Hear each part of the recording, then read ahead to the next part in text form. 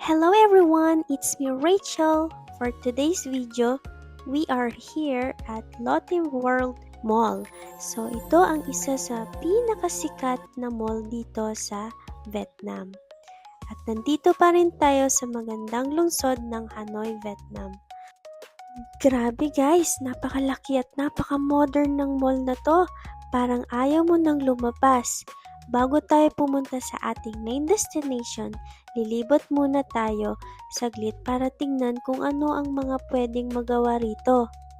Para sa mga kagaya kong mahilig sa stationaries, nako mapapabili talaga kayo rito dahil napakamura din ng benta nila at affordable. Ang daming cute notebooks, mga erasers, at mga ballpen na may mga designs. At marami pang mga shop ang makikita dito gaya ng mga luxury products, pabango, watch, at iba't ibang product. So ngayon bababa na kami dito at habang ako'y nandito sa escalator napansin ko yung design netong part na to, napakaganda, ang laki ng chandelier at napaka-aesthetic ng interior design nila. Ang daming pwedeng kainan at tambayan dito. Perfect ito para sa pamilya o barkada. Pero alam ninyo kung ano ang pinaka-highlight ng mall na to? Ang pinakamalaking indoor aquarium sa Hanoi. At huwag na natin tong patagalin. Let's go! Una, bumili kami ng ticket. So, ngayon nakabili na kami ng ticket at papasok na kami dito sa indoor aquarium.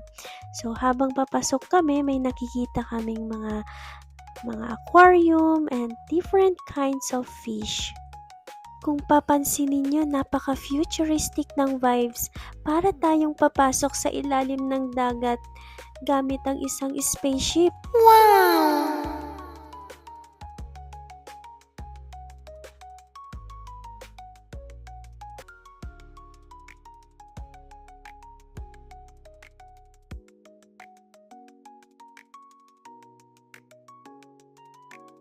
At pagpasok ko pa lang, ramdam ko na agad yung lamig at yung underwater vibe.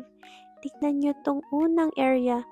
May mga interactive screens at mga kakaibang isda na sumasalubong sa amin. O siya, tara, libot muna tayo.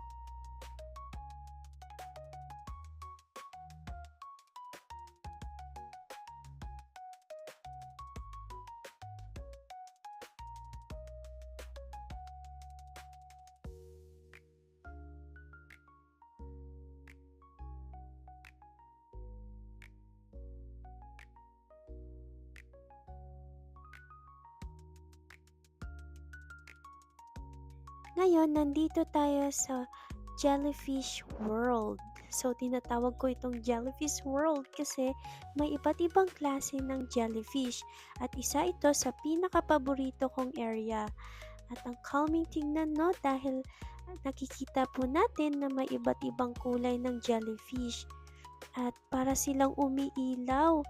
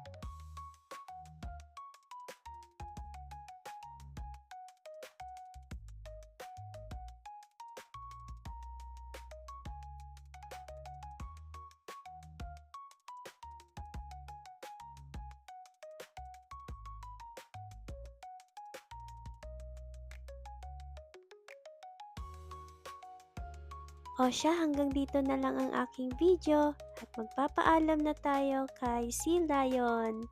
At see you again on my next video. Bye!